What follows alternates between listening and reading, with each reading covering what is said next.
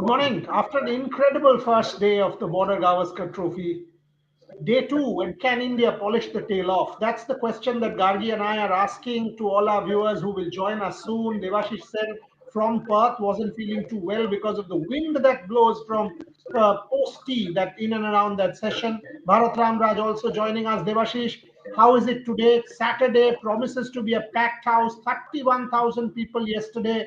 You were reporting there. How is it looking in the morning? Weather-wise, I was seeing Rev Sports Hindi. It's all blue. Blue sky, clear weather, set it up for us. Yeah, it's bright and sunny, and obviously, and it's going to stay like this.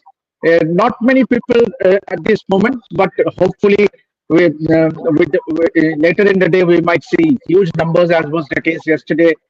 So, pretty excited of the day's progress because yesterday 17 wickets falling. It can't get better than the way the series got started. Means obviously all, and we expect to be the same. Obviously, for India, they need to get that Australian tail bowled out as low a total as they can, and hopefully put up a good batting.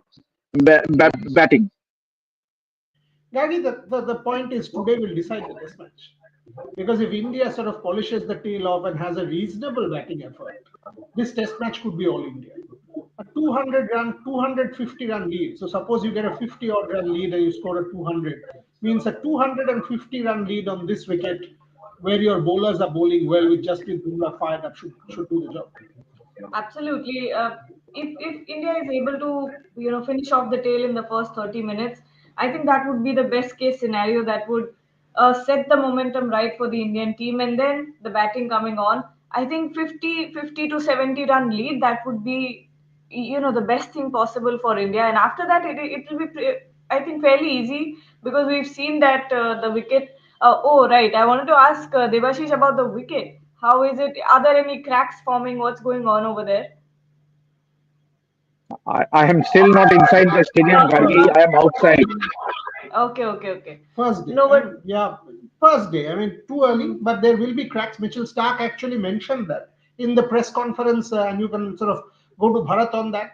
Mitchell Stark mentioned that there are cracks on the wicket and it will not get easy. Thoughts on that? Because you've been mentioning about the cracks and you've been continuously saying that bowl fourth, bowl fourth. Even if it's a 200 run lead, that will be enough if you bowl fourth and bowl well on a wicket like this, Bharat.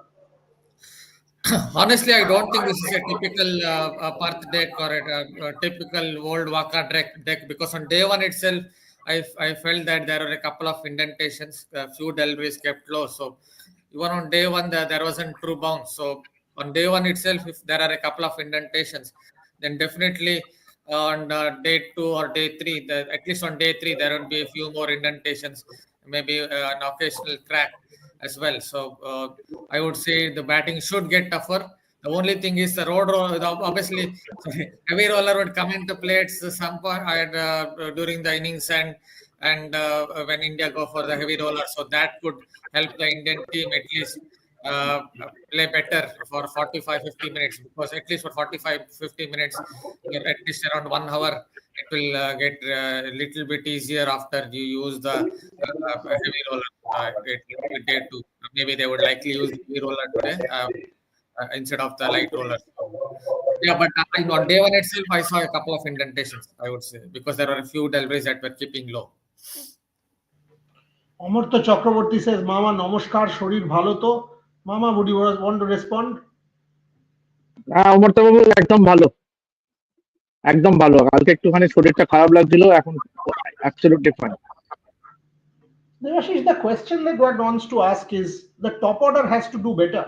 I mean, for the Indians, whether it's Jaiswal, whether it's Devdutt Padikkal, Jaiswal, if you see his efforts in India and if you see his efforts in South Africa, in different parts of the world, in Sena countries, in the 4-5 innings that he has played, he has not looked the part. People have found him out, whether it's in South Africa, whether it is in that one innings in Australia. So Jaiswal will have to hold himself back, not go for those expansive drives, at least in the first 15-20 balls of his innings, and then take it from there. To go and play that shot of Mitchell Stark in the very first or second over is not par for the course, at least on these wickets, Devashish. Yeah, absolutely, and he needs to be in the middle, means spend time in the middle, means key for success here on this wicket is to spend time in the middle, and if you get used to the conditions, then runs will come. Because this is a wicket where you, if you stay in the middle, you will get runs. As we seen, Nitish Reddy played that incredible knock of 41. Rishabh Pant also looked good. The key for Indian openers will be to stay in the middle and spend time. If you be at the wicket, on the wicket, there will be runs for the taking. And yes, unfortunately, Yashasvi Jaiswal missed out on an opportunity. First day, yes, initially there will be some juice, but if you settle down, I think today, if India goes on today, India will definitely bat once Australia is bowled out. So I think it will be a very good batting surface. Means day two of the test match. So ideally, both Yashasvi Jaiswal and the other top order batters need to spend time in the middle. And once you get past that first 10 or 10, 15 overs, there are runs to be taken. It's not that the conditions are overly heavily dependent on the fast bowlers. There are runs to score, and yes, it is about adjustment. Raghi, tell me something. Suppose now it's clear Rohit Sharma will reach not on the 24th but on the 25th. So he has got about 11, 12 days to get ready for Adelaide, which he will do. So it's evident he will. The test match is on the 6th. So if the test match is on the 6th, Rohit Sharma will very, very much there, be there in the scheme of things. He would have played that two-day day-night game in Canberra. Now, if KL Rahul bats the way he did in the first innings, is there a call that Rohit might just want to keep this opening pair and go down? Because KL Rahul looked really good at the top of the order. That innings where he left balls, he played late, he played close to the body, did not flash. The 70 odd balls that he played. Would you want Rahul to continue, come back, Rohit Sharma, get back to the middle order because of that KL Rahul innings, or you say no, Rahul goes back to number 6? I have a feeling that Rahul is your most settled batter. He's one of he looked incredibly solid yesterday, and that's the kind of innings you want to see from an Indian batter. Unfortunately, except for Rishabh Pant and Nitish Kumar Reddy, we did not see any batting performances. But the kind of test innings that we wanted to see, we wanted some grind. KL Rahul was showing that, and to get him out of the team now, when Rohit comes back and push him to a different position would hamper his confidence once again, and we that's the last thing that we want happening. So I think KL Rahul still opening when Rohit Sharma comes back, and Rohit going down the order. I think that's the best. That's the best thing you can do. This is an interesting one. Bharat, where do you stand on this? Should Rohit push himself down, KL at the top, or KL goes back to number 6 because the second new ball is also, I mean, if you play 80 overs, that is, you hardly do. But where do you stand on this, Bharat? I guess for starters, with KL Rahul, they pushed him down the order. They've made him open too many times. So he has been batting at different positions. That's, I think, not helped to someone like KL Rahul. I would say it would be better if he bats at the top of the order itself. It took out 70 deliveries. That really helped the Indian team to some extent. Yes, it didn't carry on and get a 50 or 60 or on those lines, and he was out a rather controversial decision. But those 70 deliveries he played kind of helped Indian team to build on that and get to at least 150 in that. So I would say play him at the top because he has the technique. I always had the technique. We saw that in the Centurion Test as well. On a seaming track, the way he played, one of the best knocks I have seen on seaming decks over 3 decades. So if you can play like that, and the way he played yesterday as well, keeping his bat very close to his front pad and playing very late. So I would say keep him at the top for the second test as well. And the third test. Two questions. One to Gargi, one to Devashish. Devashish, so much criticism of Gautam Gambhir for picking KKR players, that he is picking KKR players doing favoritism.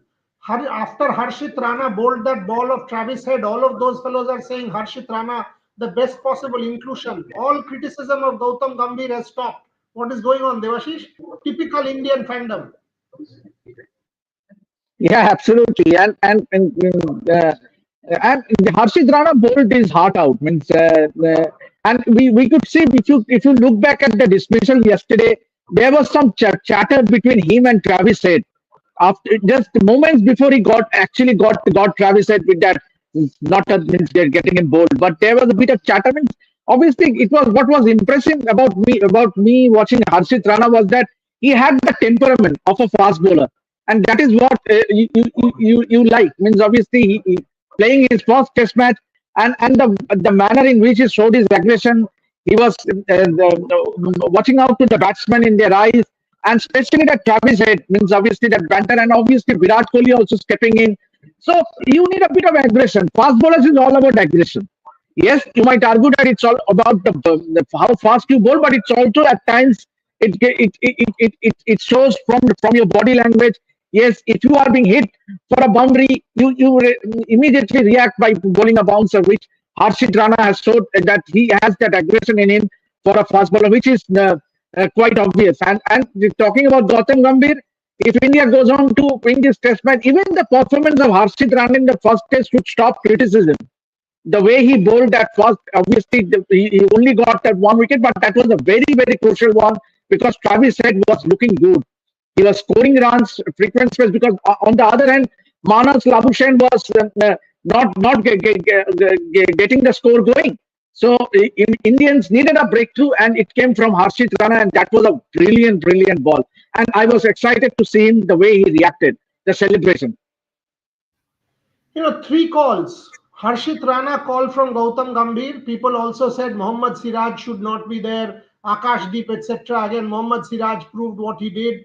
So the second call again, the third call, Nitish Kumar Reddy. Again, a Gautam Gambhir call. And look at what Nitish Kumar Reddy did. So for once, just shut up. Whether it is any former cricketer or anyone trying to give flack, for God's sake, look at the calls and how the calls have done and give him some time. Exactly what Saurav Ganguly, Bharat Arun, and everybody else has suggested. Give him time, because the calls yesterday were ample proof. Gargi, by the way, tells me Harshit Rana was sledging Travis Head. Quite a lot actually, and those videos have also now gone viral on social media. But Harshit Rana is known for this. Even throughout IPL, he's been one of the biggest sledgers. He's constantly gotten into fights. He's constantly gotten into, he's also got a ban and 100% match fee fine because he gave, I think it was Mayank Agarwal, and he gave him a flying kiss as a send off directly to his face, and that's what he did with Travis Head as well. It wasn't a flying kiss; it was a air kiss. I don't know, but I think the umpire must have not seen. That's why nothing was done at that point. But I was talking about this yesterday that Harshit Rana is incredibly confident on the field and aggressive as well. That's what you need from fast bowlers, don't you? Do we have that clip, Bharat Arun on Harshit Rana? Rohan, do you have that clip, Bharat Arun on Harshit Rana, when I asked him why Harshit Rana, and the word that Gargi just used is exactly what Bharat said, confidence. Do we have that, Rohan? Can you play that clip, please? Somebody that we are talking up quite a bit. People are telling us that, our reporters in Australia are saying huge chance that he might just get a debut, picked after just 10 first-class games. You have coached Harshit Rana and KKR. Tell me about Harshit Rana. What stands out about Harshit Rana? Do you think he's ready? Your thoughts on Harshit Rana? Potentially, if you ask me, I would say that Harshit is definitely ready. And especially tall fast bowlers in Australia would get a lot more bounce because they tend to hit the ball at a different angle. And Harshit has the ability to move the ball as well. So considering both that he has the ability to move the ball, he's pretty pacey, he's pretty close to 140, and his height, all of it works to his advantage. He just needs to keep his head cool and not get carried away. Keep hitting those lines which would suit him. You've coached him in KKR. What stands out about Harshit, Bharat? Because to be picked after just 10 first-class games clearly is something that tells you a lot about the man's potential. Why is Harshit special? His confidence. One word, his confidence in his abilities. He's a quick learner, and he has tremendous faith in his abilities, which I think will go a long way for any bowler to do well. Bharat Ramraj, confidence. Exactly the same word that Gargi used. Attitude is great. One saw that even in the Dulip Trophy when he played at the Chinnaswamy Stadium, his attitude to ball fast, hit the deck hard, over 5 6 overs was really good last year. So his attitude is great. But secondly, I think Gautam Gambhir and selectors were spot on. In Australian conditions, you have to take tall, hit the deck fast bowlers. That is why they have. That is why they have picked Harshit Rana and Prasidh Krishna in that 15-member squad. So and one of them had to play in in the test match, and it was Harshit Rana because maybe because of his attitude, better mindset. They have gone with someone like Harshit Rana. And yesterday, people will tell he only picked one test wicket, but I would counter that by saying he pushed the batters back. The tall fast bowler pushed the batters back by hitting the deck, and that helped Siraj and Bumrah as well to go fuller. That is something the people don't see. It's about bowling in partnerships. Because he was able to push the batters back, the others were able to go a little bit fuller, including Siraj, and that helped them, including Siraj and even Bumrah, that helped them to pick up wickets. So, one thing I would say about fans is they expect the debutant to be like the next Glenn McGrath or the next Cutley Ambrose or the next Jasprit Bumrah in his first test itself. That doesn't happen. Even Cutley Ambrose took 0 for 107 in his first test, I guess, against Pakistan in 1988. And Glenn McGrath, I watched that match. I watched at the Gabba in 1994 against England. He was absolutely smashed around by Graham Thorpe. So even the great fast bowlers, even someone like Shane Warne was smashed around by Ravi Shastri at SCG in 1992. So you can't expect a debutant to go out there and take 4 or 5 wickets in his first innings itself. He did his job. He took the price scale, pushed the batters back, and that helped others to pick up wickets as well yesterday. Absolutely correct. Absolutely right. Good point. And point I want to go to Devashish on. Devashish, imagine an Indian batter scoring 2 of 52 balls. By today, there would be some of his effigies burnt in different cities, his house stoned, trolling on Twitter and whatever formats. He's the worst ever. All of that would the country, there would be a catastrophic reaction to that. Manas Labuschagn's innings, imagine an Indian batter doing that, Devashish said. Yeah, obviously, had it been from an Indian batters, then obviously, as you rightly said, there would have been a lot of talks around. But here in Australia, the key is to play deliveries and frustrate the bowlers. I mean, especially in this case, what Manas was trying to do was to frustrate the Indian bowlers. And what is key, I think, is to keep that pressure, keep that relentless pressure. As we saw in that Australian attack, all the three fast bowlers, Stark, Hazelwood, and Cummins, along with Mitch Marsh, they were relentless to bowl out India for 150. They were always keeping the pressure from both ends, and that was the case with the Indians. Thankfully, Bumrah was, we all know, is a champion bowler in his own right, and he gave those early breakthroughs. But had it not been the likes of Siraj or Harshit and Rana, that breakthrough of Travis said, things could have been different. Means obviously, if they had not bowled equally well, then Australia would have gone away with those runs, and that would have gained the confidence. So I think it's fantastic from all the three Indian fast bowlers, especially Mohammad Siraj. A lot has been spoken about his inclusion in the side, given that he was not in the best of form, but the manner in which he bowled, and also Harshit Rana. I think all the three, all credit to particularly Siraj and Harshit Rana to not let the pressure go away and to keep that pressure going. Now, tell me something. Every time I see that KL Rahul dismissal, and yesterday at night, I think I watched it about 20 times because the replays are viral. If there is a snicko when the ball sort of passes the bat and there is an edge, right? There is a clear kind of edge in the snicko and there's a mark. But after that, within a second, the bat hits the pad. Yeah. So there should be a second clear mark, which I did not see. So my question is why? And it was a flattish kind of mark. So if there is a clear mark when supposedly the ball hit the bat, there would be a second one, right? Because the bat also hit the pad. So there should be a second clear mark when the ball has passed because the bat has hit the pad. That should also be picked up by technology. I did not see that. So where do we stand on it 24 hours? Do we still find it conclusively that yes, it was out? Or do we now say no, there was really no conclusive evidence for the umpire to overturn the on field call? The things that you're talking about, the angles and the snicko mark, these are the things that are confusing and exactly why the decision shouldn't have been overturned. Because I was also looking at those angles and I was looking at the timing of the angles and the frame that was at the broadcaster. When you look at the snicko, when the mark went off, when the snicko went off, and the side by side frame that was playing, I think those were two different frames. For some, I don't know, I might be wrong, but it seemed like that snicko was because of the bat hitting the pad.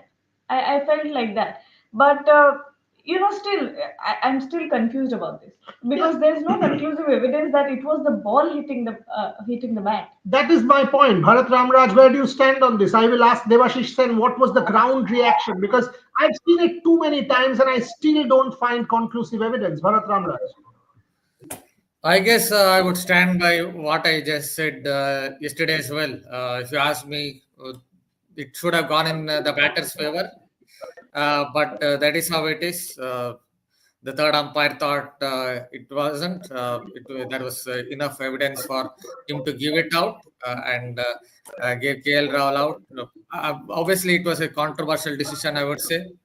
And if I was if I were in KL Rahul's place or in KL Rahul's shoes, then I would have definitely felt disappointed. The thought of it for at least one day because he was batting really well. It gauged the conditions, it assessed the conditions, and it looked like he could at least get a score of 50 or 60 and get India to 200. So if I were in his shoes, I would have definitely been quite disappointed.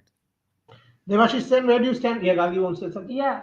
Uh, when we look back on the broadcast, the third umpire kept asking for more angles, but those are not given. Then why did he overturn? I don't know. Then why did he overturn it? Devashish, where do you stand on this? And also, is it true that a couple of Twitter people, I was seeing, in fact, one of our guys, I think I think Rohit Juglan had tweeted that when KL Rahul picked up that catch and the Australian crowd was booing him when that catch went up, Manas Labuschagne was asking for that catch to be reviewed. Where do you stand on the KL Rahul decision and what happened during that catch, Devashish Sen? That was a clear catch. That was a clear catch. And if you remember, just a few moments earlier, Virat Kohli, when he dropped that catch, he immediately signaled that it was not fair catch. So you cannot question the Indians as far as the honesty is concerned.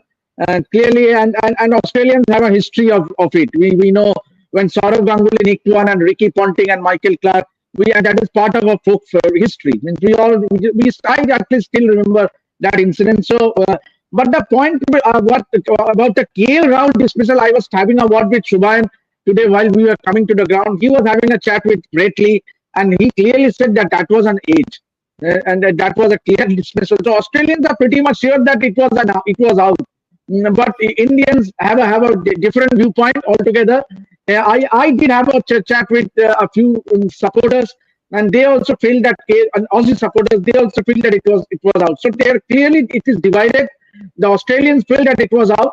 Indians have a different viewpoint. But the point is that obviously there were no clear evidence to the benefit should have gone to the batsman, and also it also raises questions about what is a better, as far as technology is concerned, which is far more better, means whether it's the sneaker or it's the hotspot.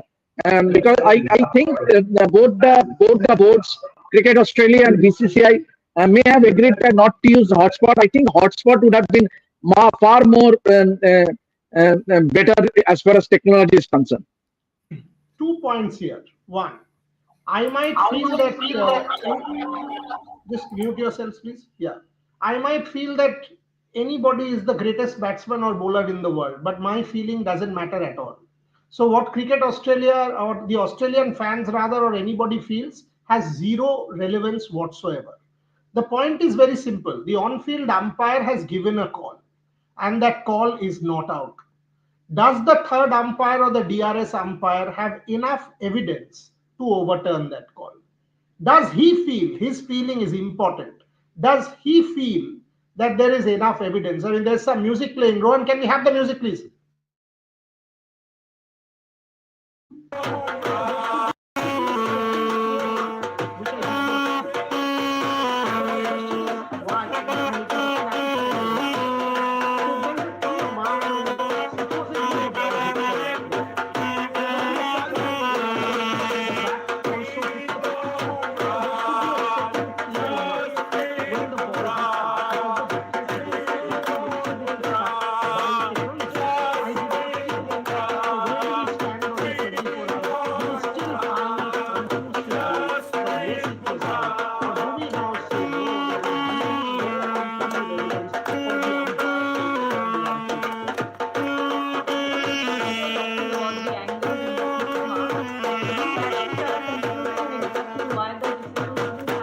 No, that's good.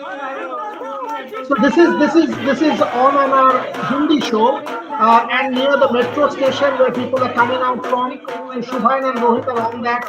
These are live visuals as we speak from Perth. Rohan, keep the visuals on, but let us talk through them.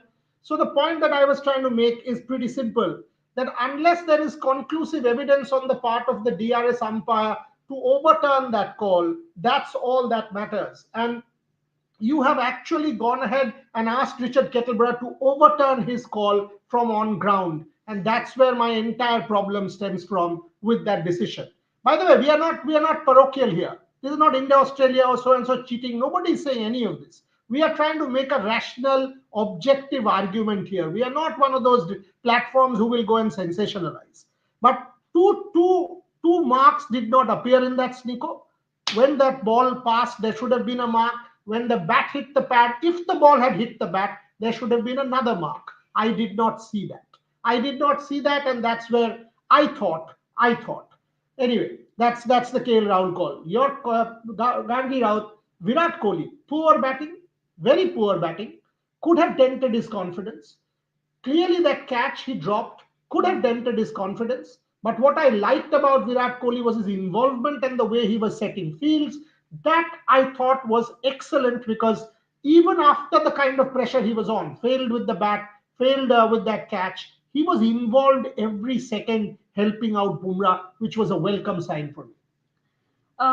When you have an outing like Virat Kohli did yesterday, the last thing you want that batter or that player to do is take that nervousness with him on the field, and that's precisely where Virat Kohli stands out from the rest of the players. He's got experience. He knows that he can't let that bring him down, because there's 3-4 more days to go in the Test match. And look at the way Virat Kohli sort of came back from that, because it's difficult. It's difficult to get out of that mindset that I've just failed and I've got to go out and do this again. But Virat Kohli came out, and the best thing was, of course, the fact that you said that he was very incredibly involved in the field. That I think all of us loved watching that. The way he was involved with Bumrah, he was involved with the bowlers. He was continuously talking to everyone. And that dropped catch, when you talk about it, I think that should have been taken, but the things happen. It's fine. Cricket, anything can happen. But Virat Kohli did not let that dent his confidence. We don't know what he's feeling inside, but at least he's not showing it. That's the best part. And he's the way that he was involved in the field. He was sledging. He was continuously on the Australian batters. That's what we love to see from Virat. Bharat Ramraj, where do you stand on this? On Kohli, yeah. He's someone who has that, at least at his peak, he always had that attitude of giving it back to the opponent. So expect him to do it. But after he dropped that, especially after he dropped that particular sitter, I thought he was not in this particular game. His mind was somewhere else. But good on him that even after dropping that dolly, he was able to focus on the game. And I also saw that he was trying to help, in some ways, trying to help Jasprit Bumrah in terms of field placements, in terms of maybe bowling changes as well. So in that perspective, good for Kohli. Obviously, he still has to score some runs. His Test career has been on a real downhill path, averaging 31 in Test cricket or whatever in the last 5 years with just about 200s. So hopefully in the second innings, he won't go for that huge forward press, maybe slightly hang back, watch his innings at Centurion earlier in the year when he played all those cut shots, played all those back foot shots, and get India to a good score, to a winning score. Somebody is telling me 1,000 people watching on Hindi. Appraisal for Shubhan and Mohit Sharma, for Rohit and Shubhan. Folks, hello. It is not about how many people watch. It is, again, I am saying this. The dedication of all my reporters. Devashish Sen was unwell yesterday.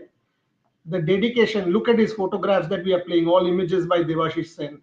That is what it matters. Yesterday, I was watching and we were tweeting about Satvik and Chirag. Now, how many retweets or how many whatever there? Not many, right? So you mean to say that is not relevant? For us, it is not about 20 people watching or 1,000 people watching. It is never going to be. It will always be about quality reportage, about quality coverage. If I start bashing Virat Kohli now, there will be way many more viewers. Or if we start praising, because yesterday I was seeing a lot of digital, creators. Virat Kohli, the leader. Virat Kohli has not done anything yesterday to be hailed like that. It was Jasprit Bumrah's day, and I understand why you're doing it, because that fetches numbers. That's not us. You can do what you want, but that is not us. So Shubha and Rohit, Gargi, Bharat, myself, the entire back-end team at Rev Sports, Rohan has been up from 5:30 doing it, Snehashish. We are not in this for numbers. We want to do sport. There is a very clear difference between numbers and sport. Porn sells. This is not, and some journalism is masquerading. Journalists masquerade as porn stars. We are not that. This is nonsense going on in some other platforms where people mimic cricketers. They do body stuff. I mean, body shaming kind of stuff. Absolute bogus. We are not in that. So this is not about numbers. Never will be. By the way, on that note, that Satvik Chirag match against Astrup and Rasmussen was incredible yesterday. And today they are playing the Korean pair of Seo and Jin. Watch that game in the evening. Devashish Sen, 20 minutes to go. Your realistic assessment, 50-run lead, 40-run lead, low scoring game, even a 40-run lead would be extremely handy according to me. Devashish Sen. Absolutely, Boria. Even a 40-run lead will be what the goal means. And if India bats well, if India can post somewhere in the region of 200, 240, 240 in that on that second innings will be really, really difficult, given the way all the three fast bowlers are good, and you have to also take into account Washington Sundar. So I think they, as Bharat mentioned, if India uses the heavy roller, means obviously it will be good for batting for the first 45-50 minutes. Then after that, there will be cracks, and Washington Sundar can utilize the cracks. So anything in the region of 240, 250, India should fancy a chance of winning this test match and go 1-0 ahead. But the key is to not let Alex Carey, because we know Alex Carey can play the long handle. You cannot let Alex Carey to go away and play some attacking shots, because he is the one. He is crucial for Australia to get anything close to that India's total of 150. Pranit says Australia still think will win. No confidence in batters. Pranit, how much confidence did you see in the Australian batters? Tell me that. Did you see confidence in the Australian batters? I did not. They were as shaky to Bumrah. In fact, there was one over where Marnus Labuschagne could have been out 6 balls to Harshit Rana. How much confidence did you see in the Australian batting that you are seeing this? Gargi, but the question that Devashish just answered, what is realistic? 200 runs in the second innings, giving us a lead of 230-40, assuming there's a 30-40 run lead. Is that good enough mentally, or do you need a little bit more? I'm thinking. By the way, look at the crowd. Look at the crowd. These are ticketed.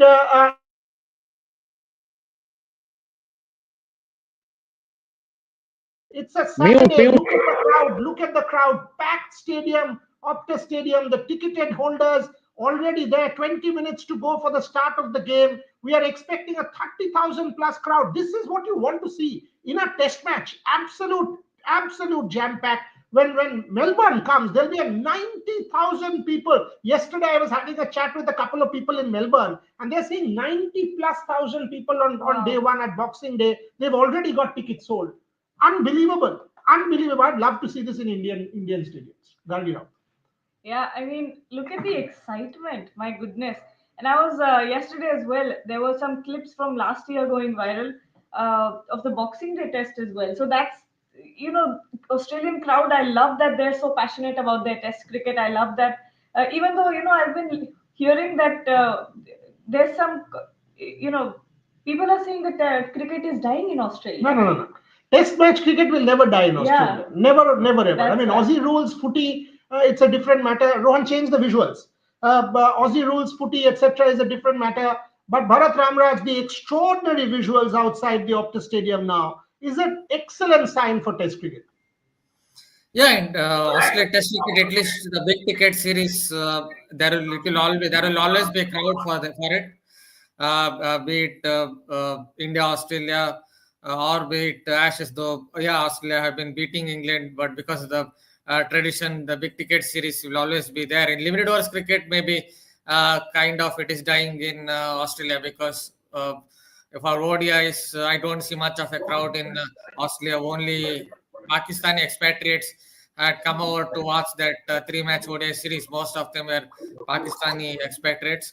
So maybe limited overs cricket, you can tell that kind of it is going on a downhill path. But when it comes to Test cricket, yeah, Australians, at least for the big ticket series, you expect them to come in quite sizable numbers, and it's good to see a beeline entry, fans making a beeline entry into the stadium. There's a super chat. Will Kohli change his stance or still stand out? Bharat Ramraj, our technical champion. Yeah, see, fans, what to say about this? For example, Roy Sharma in Centurion, he was not standing outside the crease, and there was a hue and cry that Roy Sharma has to stand outside the crease after he got cleaned up by Kagiso Rabada at Elbury that angled in and slanted away or straightened to clean him up. And now there's a hue and cry over Virat Kohli standing outside the crease. See, the problem with standing outside the crease is because you're already outside the crease. There's a good chance that your front foot might go across and you would get caught behind in the slip cordon. That's one thing that's always there if you're standing outside the crease. But I think the bigger problem with Virat Kohli is also has that big press. So it's not just standing outside the crease because of that forward premeditated big press is looking to come way forward, and from there it could become a little difficult for him to rock back. So I guess it's he has to hang back slightly. He did that at Centurion, but he was in a better space. He was mentally in a better space at that time in Centurion earlier on in the year. Mind you, that conditions in Centurion were quite tough, as tough as these conditions in Perth, and he got that 70 odd. So maybe hang back slightly, not go for that big forward press, and that could help him to play those cut shots. Because once you get that big forward press way outside off, then it will become very difficult to rock back. Devashish Sen, last 8-10 minutes on the show. I know you need to go, so this answer and you can go in. They were as good back foot like Sachin Dravid needs to hang back. Yeah, we are saying that. Shagrik Ghosh saying we expect this number of people. After all, it's BGT. In Ashes, you get a huge crowd, folks. Shagrik, absolutely. And Boxing Day, 90,000 log thakbe bhai. 90,000 people in Melbourne on Boxing Day and about 45,000 odd in Sydney on New Year's, not New Year's, on 3rd of Jan for the New Year test match. And by the way, all of us will be there. We'll do a show out of Sydney Harbour, 7-8 of us. The biggest ever Indian media contingent in Australia. Should be fun.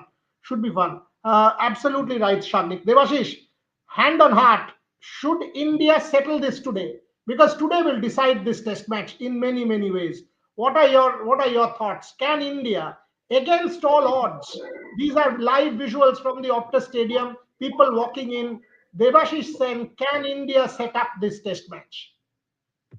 Yeah, the key for India will be to bat well in the second innings, and that will set the match for India, and hopefully the match will get over. I don't see the match being stretched after the third day, and the match will definitely be over by end of day 3.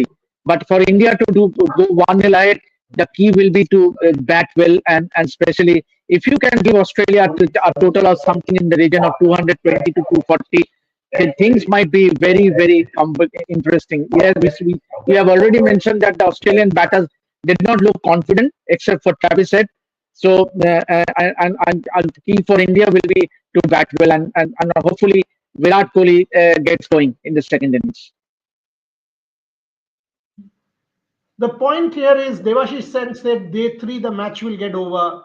Whole of the world was like, "Arey, what will happen with the IPL auctions?" The two teams are doing justice to their fans. They will make sure that the match is over so that everybody can follow the IPL auction with tremendous amount of happiness. Devashish will not have to double up. Everybody, all our reporters can report on the auction as well. And Ishan Shahane has landed in Jeddah, by the way. So today evening, 6 to 7 p.m., Devashish Sen, Bharat Ramraj, Gargi Raut, myself, Shubha and Rohit, Ishan from Jeddah, we will do a special on the auction and we will tell you who are the picks of certain teams from our sources inside, how are the teams pairing. Meetings have been on in Dubai, for example, in Kolkata, for example, in different parts of the world, for example, with the coaches, with the think tanks. We will tell you who are the players the teams are targeting in that special show in the evening. But before that, we want a good day from India. Bharat Ramraj, same question, hand on heart. Can India set this test match up today? And then I'll go to Gargi Raut on this. Yeah, they have to do the right things. First of all, bowl out Australia, 67 for 7. Maybe maximum hope that Australia will get 30 more runs. Then with a lead of 50, then the game is set for India to bat better in the second innings, get about at least about 170, 180 in the second innings. Then that would push the lead to 220, 230. In those conditions, with the cracks opening up, even a lead of 230 could really set the game up for the Indian team. But the key part, obviously, they have to take these 3 wickets quickly. India have had a problem or two while bowling to tail, not as bad as England, who are absolutely rubbish when it comes to bowling to the tail. But India also have had a problem while bowling to the late order batters. So first of all, they have to bowl out the Australian batters. The remaining 3 take the remaining 3 wickets as quickly as possible. That's the main thing. I guess India have the upper hand, but you have to make use of that, utilize that, and set the foundation. Last few minutes, Gargi, on the show. What Bharat is talking about, 230, etc. What is important is be disciplined. Don't drop your catches. Be disciplined. Wickets will come. On this track, wickets will come. Jasprit Bumrah will come out fresh. India will come out hard. After Mitchell Starc, it's Lyon and Hazelwood. Yes, Lyon will swing the bat here and there, but it's you've gotten in there. You've just got to believe that you can clean it up now. Be there with your focus. Don't drop too many and you're in this game. Absolutely. Like you said, it's about discipline, bowl some tight lines, put some pressure on the batters.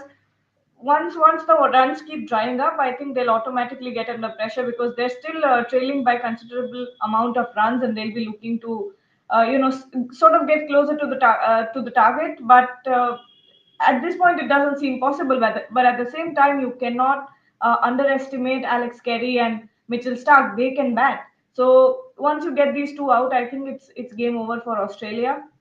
And I'm really counting on Jasprit Bumrah to get those crucial wickets in the first half an hour. It will be an exciting start to the test match if that happens. Start to the day if that happens. But yes, it's all about discipline and putting pressure, as much pressure as possible, on the Australian batters. Devashish, before you leave, hope to get you back at lunch.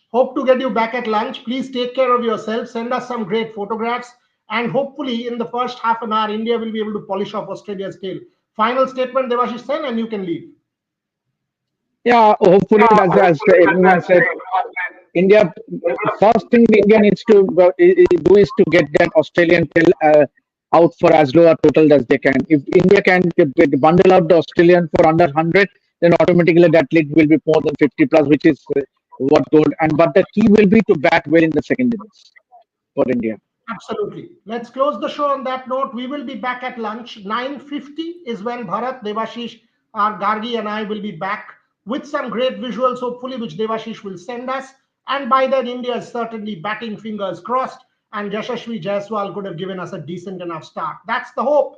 That's the hope as we sip into our second cup of tea for the morning. India v Australia, once again, an incredible day in prospect. Border Gavaskar Trophy, 17 wickets on day one. The match has been set up. Against all odds, Jasprit Bumrah leading a spirited Indian fight back. Can that continue on day two? Join us once again at 9:50 for our post-lunch show. Thank you very much for watching.